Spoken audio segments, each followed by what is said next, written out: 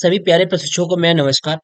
आप सभी का हमारे चैनल टीएसपी क्लासेस में एक बार फिर से बहुत बहुत स्वागत है। तो दोस्तों, आज हम इस वीडियो में बात करने वाले हैं यूपी डीएलएड अर्थात बीटीसी फर्स्ट सेमेस्टर के चतुर्थ प्रश्न पत्र मैथ के बारे में बात करेंगे। जैसा कि आपको पता होगा कि जो आज हम बात कर रहे हैं, चर्चा कर रहे हैं, जिस अध्याय का या कह लीजिए जिस चैप्टर की बात मैं कर रहा हूँ, आप अच्छे तरीके से इसको देखे होंगे कि यहाँ से 3 से 4 नंबर का प्रश्न अवश्य आता है। यानी कंफर्म है कि 2 प्रश्न आता ही आता है यहाँ से। कितने प्रश्न? 2 प्रश्न आते हैं। 2 प्रश्न यहाँ से आ जाते हैं। जो हम चर्चा करने वाले हैं, यहाँ से आपके 2 प्रश्न आ जाते हैं। जैसे आपका क्या आयत और वर्ग है। जो आपका ये है आयत और वर्ग है, यहाँ से 2 प्रश्न आते हैं। और कभी-कभी क्या होता है कि आयत और वर्ग दोनों को मिश्रित करके सवाल पूछ लेता है। कभी केवल आयत का पूछ लेता है, तो कभी केवल वर्ग का प्रश्न पूछ लेता है।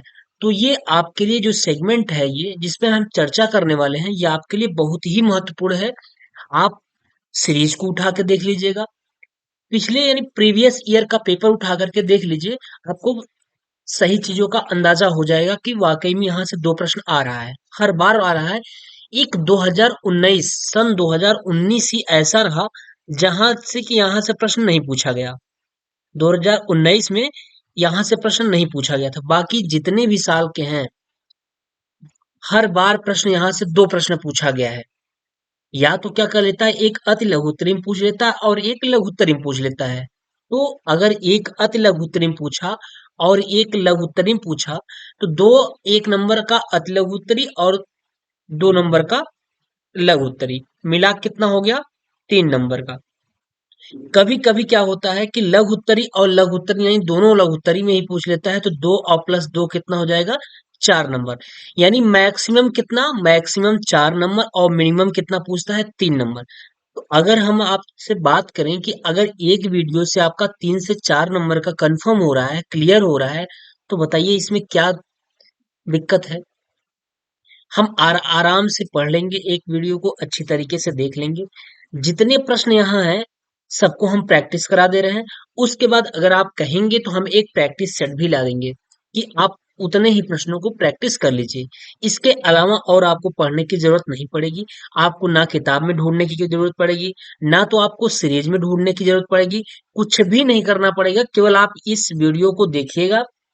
यानी इस जो पढ़ाया जा रहा है आयत और वर्ग, इसको अच्छी तरीके से देख लीजिएगा और रिवाइज कर लीजिएगा 2 से 3 बार। ठीक है, यही से प्रश्न पूछा जाएगा, चूंकि सारे बेसिक कंसेप्ट को, जितने इसके फार्मूले होते हैं, जितने तरीके से प्रश्न पूछा जा सकता है या पूछा गया है, सब चीजों को यहाँ पे रख दिया गया है, जिससे कि आपको किसी भी प्रकार की दिक्कत ना हो। ठीक है, और ऐसा ही हम पिछले साल जो आपके सीनियर हैं, आप उनसे बात कर सकते हैं या उनसे अ, चीज़ों को, तो आपके पास कोई ऐसा कॉन्टैक्ट नंबर वगैरह तो होता नहीं है कि कैसे हम उनसे संपर्क कर लें।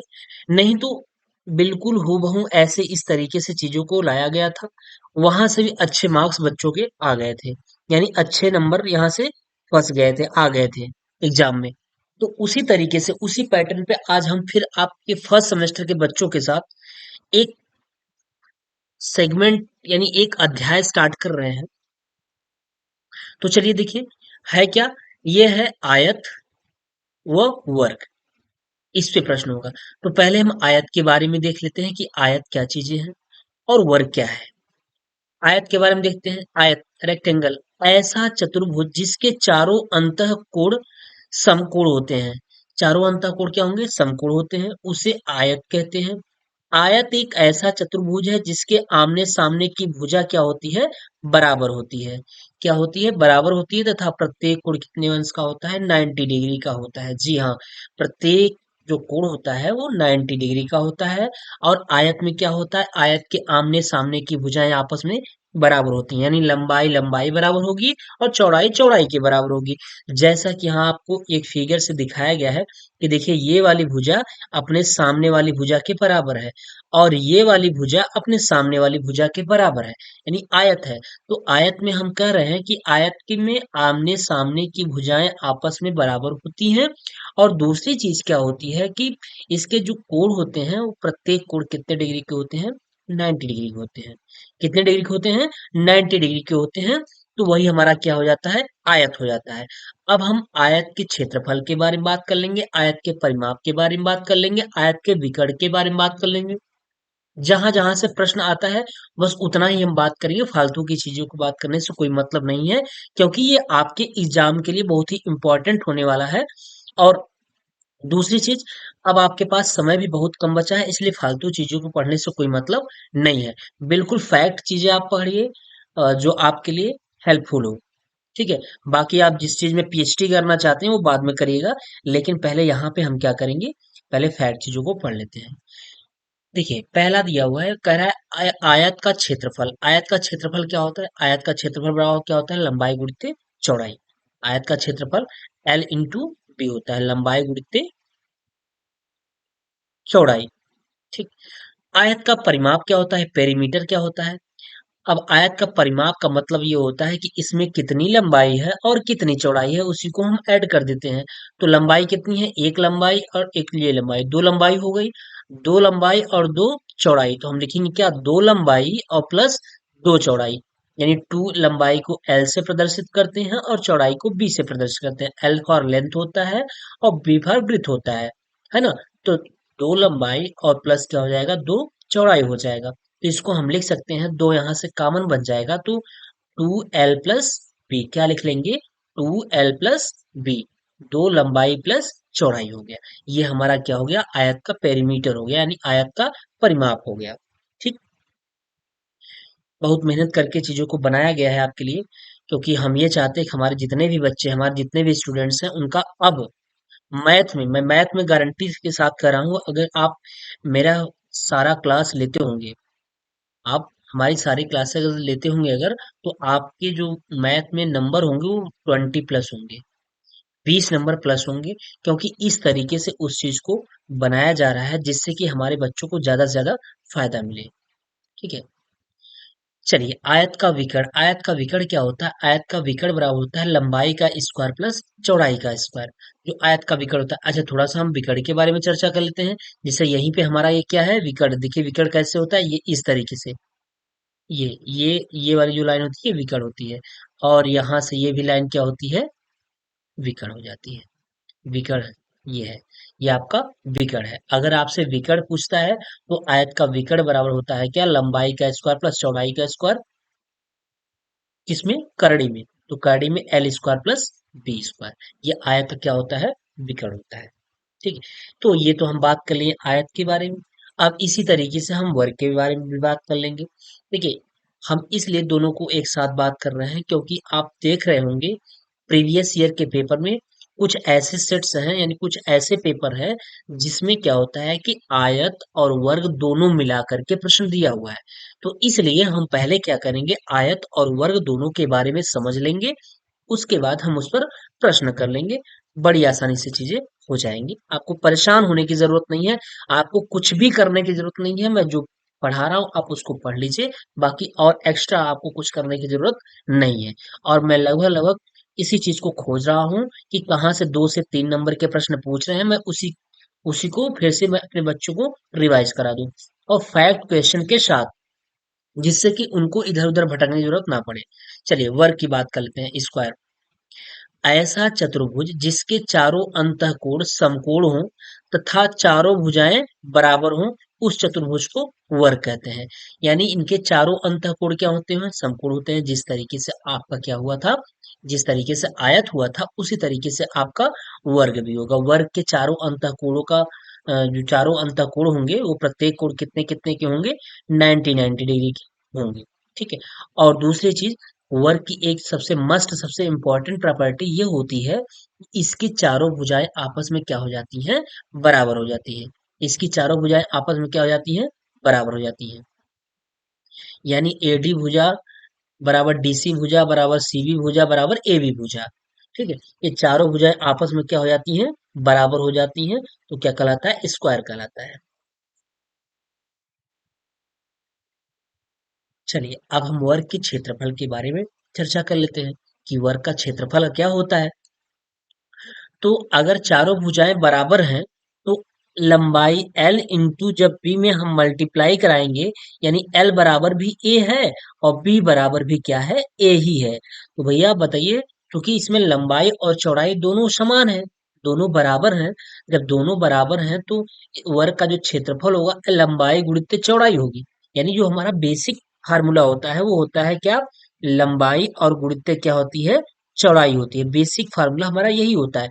लंबाई भी बराबर भी ए दे रखा है, लंबाई बराबर भी ए दे रखा है और चौड़ाई बराबर भी ए ही है। क्यों? क्योंकि ये क्या है, वर्ग है। तो हम भुजा इसको ए मान लिए हैं, लंबाई को भी ए मान लिए और चौड़ाई को भी ए मान लिए, क्योंकि चारों भुजाएं आपस में बराबर है।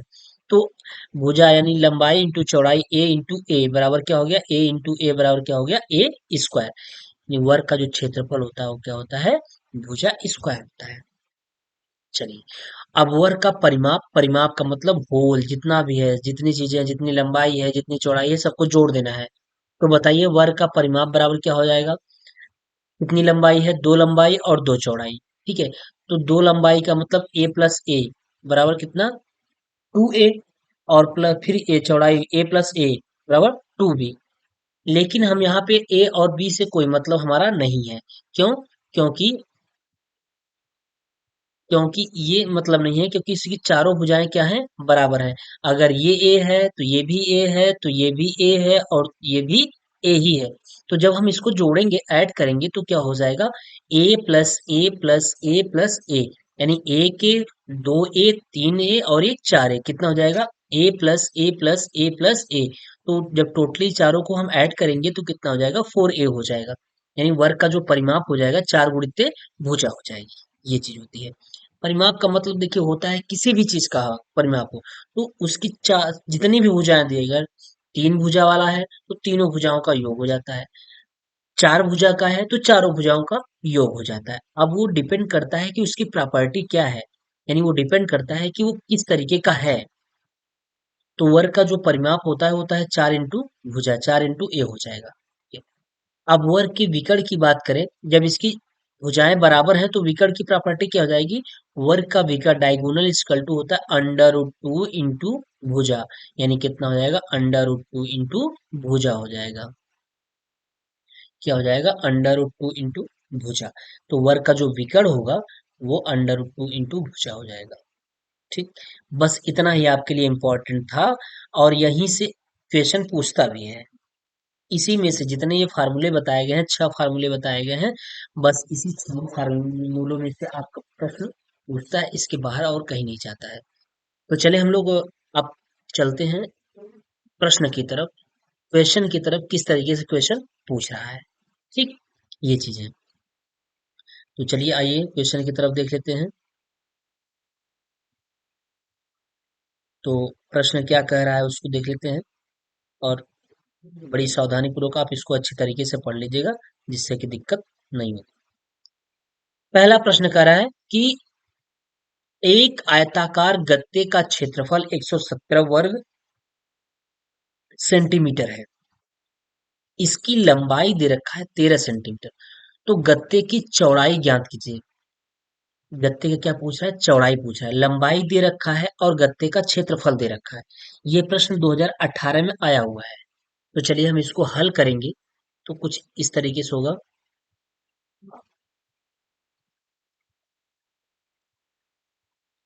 एक आयताकार गत्ते का क्षेत्रफल, कैसा गत्ता, कैसा है, आयताकार है। तो यहाँ आप लिख लेंगे आयताकार, दिया हुआ है क्या, आयताकार गत्ते का क्षेत्रफल बराबर दे रखा है कितना, 117 वर्ग मीटर दे रखा है ना, 117 वर्ग मीटर दिया है।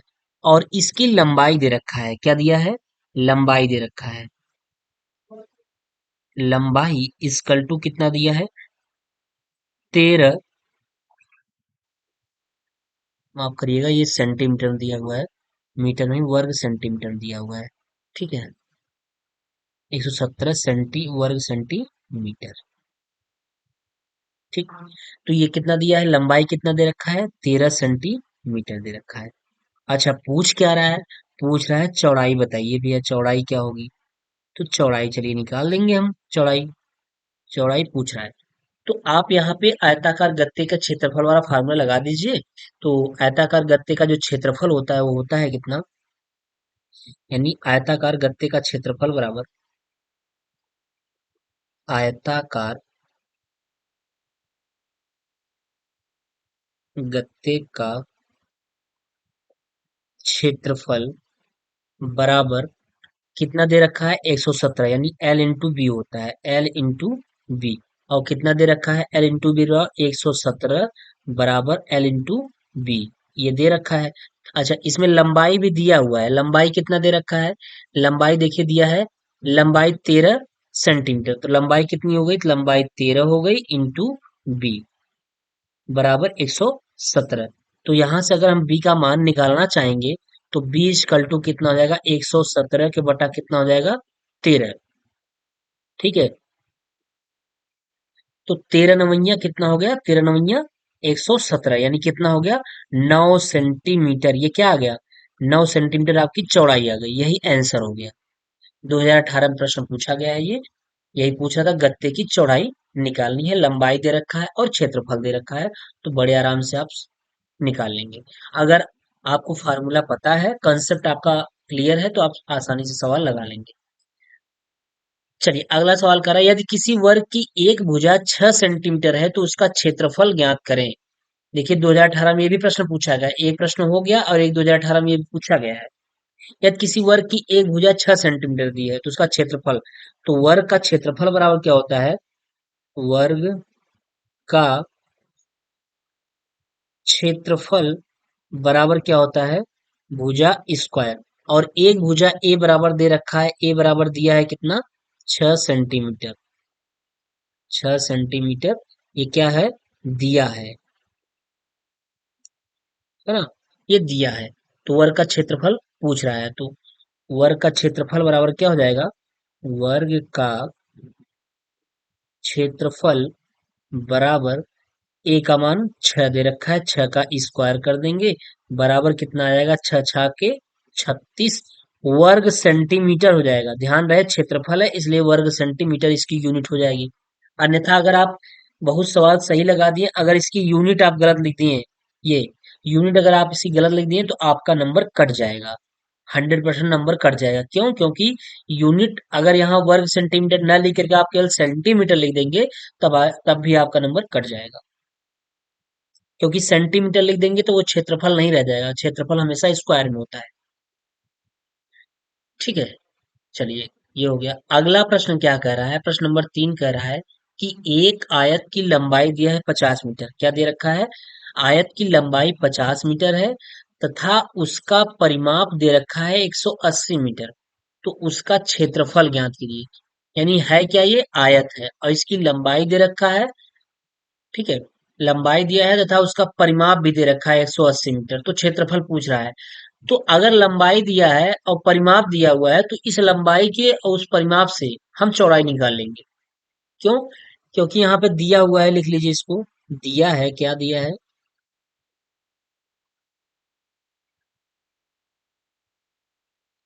दिया है क्या, लंबाई बराबर कितना दे रखा है, लंबाई बराबर 50 मीटर दे रखा है। ठीक है। और परिमाप दिया है, क्या दिया है, परिमाप, परिमाप बराबर कितना दे रखा है, 180 मीटर, ये दिया हुआ है। तो उसका क्षेत्रफल पूछ रहा है, किसका, आयत का। तो आयत का क्षेत्रफल पूछ रहा है, आयत का क्षेत्रफल बराबर क्या होता है, एल इंटू बी, यही पूछ रहा है। तो हम ऐसा करते हैं, आयत का परिमाप के लिए फार्मूला आपको पता है कि आयत, आयत का परिमाप बराबर क्या होता है, परिमाप बराबर 2l+b होता है। ठीक। तो हो जाएगा 2, और परिमाप दे रखा है कितना, 180 मीटर दिया है, 2, और एल का मान कितना है, 50 मीटर, और प्लस यहाँ से बी, ए रहने दीजिए इसको, यहाँ से हम बी निकाल लेंगे।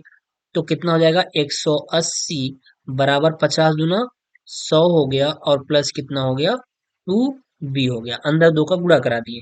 तो 180 में से जब आप 100 घटाइएगा और बराबर कितना हो जाएगा, ये 2b हो जाएगा। तो 180 में से जब जब 100 घटाएंगे तो कितना आ जाएगा, 80 आ जाएगा, और बटा इसको 2 कर दीजिए बराबर b हो जाए। तो दो चौके 8, यानी b बराबर कितना आ गया, b इक्वल टू आ गया आपका, b equal to 80 meter, sorry 40 meter, 40 गुना 80, 40 मीटर आ गया।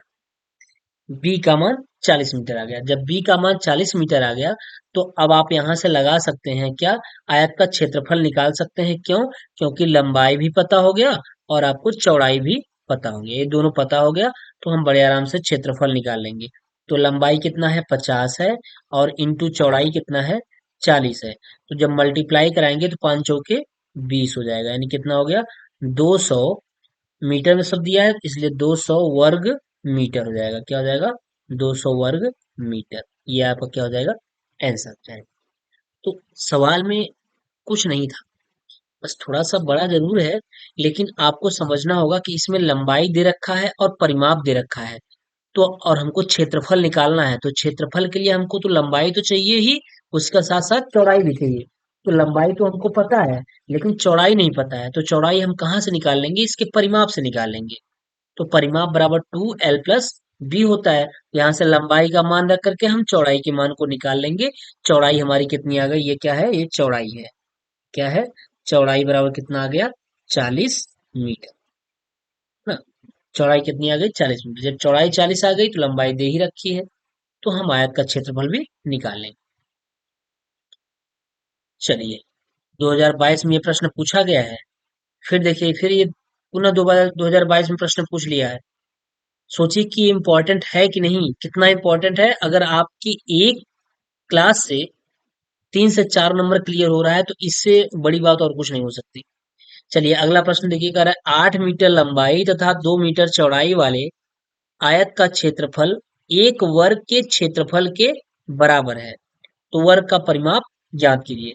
यानी 8 मीटर लंबाई तथा 2 मीटर चौड़ाई वाले आयत का क्षेत्रफल वर्ग के क्षेत्रफल के बराबर है। ठीक, तो देखिए इस सवाल को हम यहाँ लगा देते हैं, यहाँ पेज रखे हैं, प्रश्न 4 है, वहां पे जगह नहीं है इसलिए यहाँ पे लगा देते हैं। बस केवल एक सवाल के लिए मैनेज करिए, बाकी स्पेस है। 8 मीटर लंबाई तथा 2 मीटर चौड़ाई वाले आयत का क्षेत्रफल एक वर्ग के क्षेत्रफल के बराबर है, ऐसा प्रश्न कह रहा था। तो हम यहाँ लिख लेंगे क्या, कि आयत का क्षेत्रफल बराबर, आयत का क्षेत्रफल बराबर वर्ग का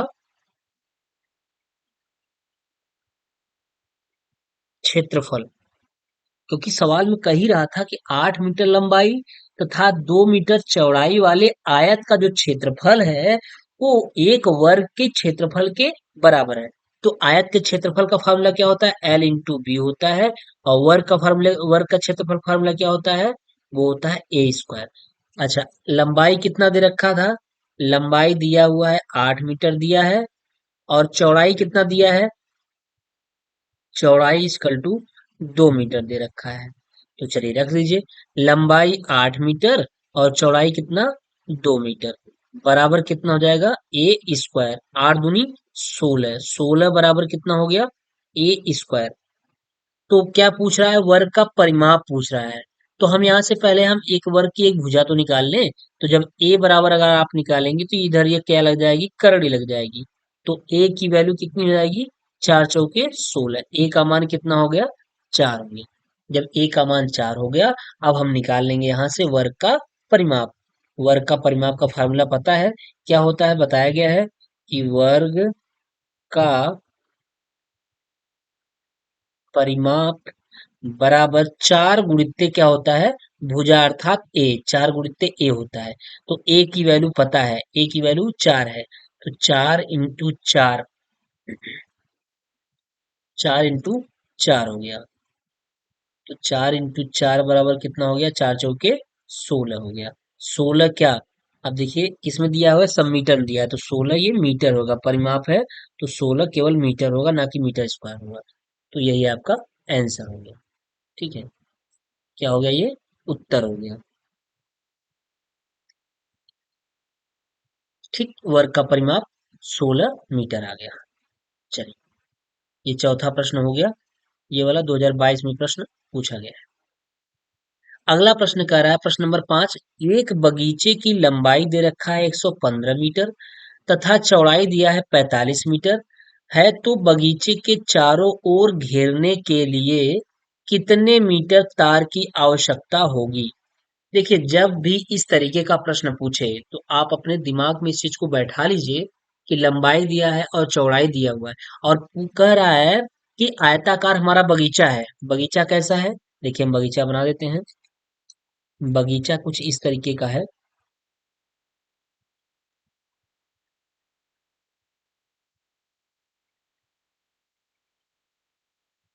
ये लंबाई दिया है 115 मीटर दे रखा है, और चौड़ाई कितना दिया है, 45 मीटर दे रखा है।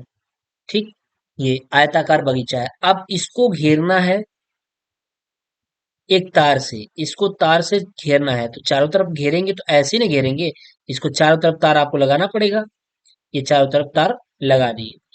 तो जब इस तरीके का प्रश्न पूछ रहा है और चारों तरफ हमको तार लगाना है, तो स्वाभाविक सी बात है इसका क्या निकालना होगा, परिमाप। क्योंकि जितनी लंबाई, यानी लंबाई में भी हम इधर भी लंबाई में घेरे हैं, इधर भी लंबाई में घेरे हैं, और इधर भी चौड़ाई में घेरे हैं, और इधर भी चौड़ाई में घेरे हैं। तो क्या क्या दिया हुआ है, चलिए इस सवाल को लगा लेते हैं। दे रखा है लंबाई, लंबाई बराबर दिया हुआ है, लंबाई बराबर 115 मीटर, और चौड़ाई बराबर दे रखा है कितना, 45 मीटर, ये दिया हुआ है। तो बगीचे के चारों ओर घेरने के लिए कितने मीटर की तार की आवश्यकता होगी, तो बगीचे के जो चारों ओर घेरना है तो उसका हम परिमाप निकालेंगे। यानी लिखेंगे क्या, आयताकार, आयताकार बगीचे, आयताकार बगीचे का परिमाप बराबर कितना हो जाएगा, दो, आयत का परिमाप क्या होता है, दो लंबाई प्लस एल प्लस बी, यानी दो लंबाई होती है और दो चौड़ाई होती है। तो दो हो गई, लंबाई कितनी है, लंबाई 115 है, और प्लस चौड़ाई कितनी है, 45 है। तो क्या हो जाएगा, जोड़ लीजिए, 5 5 10 का 0, 4 1 5 1 6, और ये एक होगा, 160 इंटू 2 है। ठीक, 160 हो गया। यानी परिमाप कितना हो जाएगा, 16 × 2 = 32, 320 क्या, मीटर, 320 मीटर। अब यहाँ आप लिख लीजिएगा कि आयताकार बगीचे को घेरने के लिए,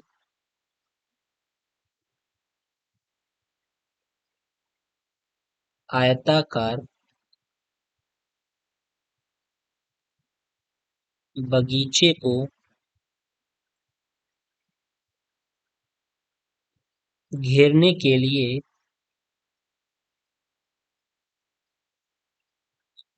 320 मीटर तार की आवश्यकता होगी, आवश्यकता होगी। ठीक, यही आपका क्या हो जाएगा, आंसर है कि आयताकार बगीचे को घेरने के लिए क्या करना होगा, 320 मीटर तार की आवश्यकता होगी। ठीक, ये 5वां नंबर प्रश्न है। अगला प्रश्न, 6वां नंबर प्रश्न कह रहा है, क्या कह रहा है, 6वें प्रश्न को देख लीजिए। एक आयत की लंबाई तथा चौड़ाई क्रमशः 110 मीटर तथा 40 मीटर है। इसके चारों ओर तार लगवाने के लिए कितने मीटर तार की आवश्यकता होगी। सेम हूबहू सवाल जैसे 5वां नंबर था, वैसे आपका 6वां नंबर सवाल भी है। जिस तरीके से आप 55वें नंबर सवाल को लगाए हैं, उसी तरीके से आप इसको भी लगा लेंगे। ठीक है, उसमें भी तार घेरने के लिए बोल रहा था और इसमें भी। तो चलिए हम लगा लेते हैं। लंबाई दे रखा है इसका और चौड़ाई भी दे रखी है। तो लिखेंगे क्या, लंबाई बराबर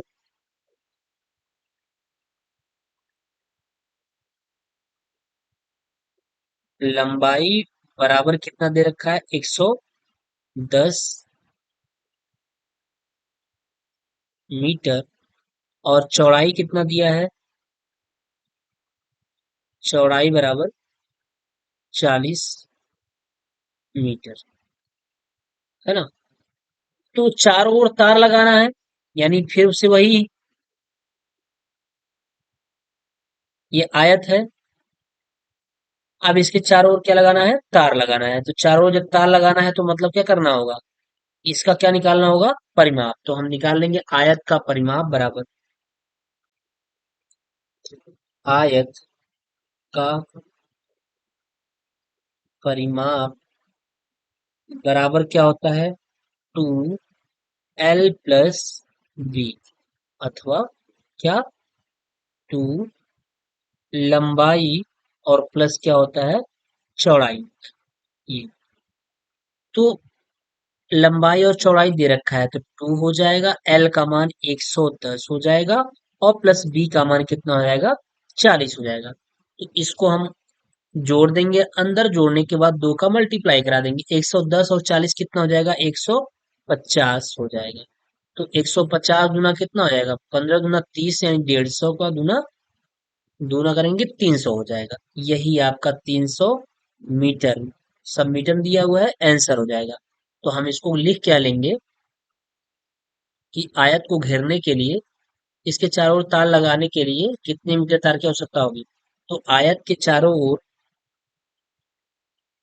आयत के चारों ओर तार लगाने के लिए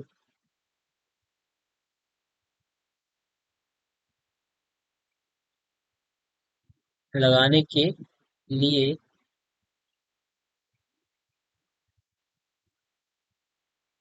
लगाने के लिए क्या करना होगा, लिए 300 मीटर तार की आवश्यकता होगी। कितने मीटर, 300 मीटर तार की आवश्यकता होगी। ठीक है, यही आपका प्रश्न रहा। 5 प्रश्न तक हमने करा दिया है, जो कि इम्पोर्टेंट इम्पोर्टेंट प्रश्न है। ठीक है, और अभी हम इस पर एक प्रैक्टिस सेट लाएंगे और लगभग 8-10 प्रश्न उसमें भी करा देंगे, जिससे कि और भी किसी इस टाइप के जो भी सवाल रहेंगे, और भी कहीं से भी किसी चीज को पढ़ने की जरूरत नहीं पड़ेगी। यानी इससे संबंधित जो और भी सवाल रहेंगे, उसको पढ़ने की जरूरत नहीं पड़ेगी। जो हम मैं प्रैक्टिस सेट लाऊंगा, उसमें सारी चीजें रहेंगी कि कैसा प्रश्न आ सकता है, या कौन सा कुछ प्रश्न आया हुआ है, किस तरीके से प्रश्न बन सकता है, कैसा कैसा एग्जाम में पूछ सकता है। वो 8 से 10 प्रश्न में सारी चीजें रहेंगी। तो आप एक बार इसको अच्छी तरीके से रिवाइज कर लीजिए। अगर जो कोई भी डाउट हो तो आप प्लीज कमेंट करिए, कि जो जैसा भी प्रॉब्लम रहेगा आप कमेंट करेंगे तो अवश्य उस चीज को देखा जाएगा और उसका समाधान निकाला जाएगा। ठीक है, तो इसके बाद हम एक और आपके लिए प्रैक्टिस सेट ला रहे हैं, उसको भी आप नेक्स्ट क्लास में करवा देंगे, उसको भी आप सॉल्व कर लीजिए, बिल्कुल चीजें क्लियर हो जाएंगी। ठीक है, तो चलिए, इसमें आज बस आज इतना ही हम बात करेंगे, इसके बाद नेक्स्ट क्लास में बात करते हैं। ठीक है दोस्तों, फिर अगर आप मेरे चैनल पे नए होंगे तो प्लीज चैनल को सब्सक्राइब कर लीजिएगा और अपने दोस्तों के साथ शेयर अवश्य कर दीजिएगा। ठीक है, तो चलिए ठीक है, मिलते हैं फिर नेक्स्ट वीडियो में। तब तक के लिए आप स्वस्थ रहिए, मस्त रहिए और जबरदस्त तरीके से पढ़ाई करते रहिए। ओके।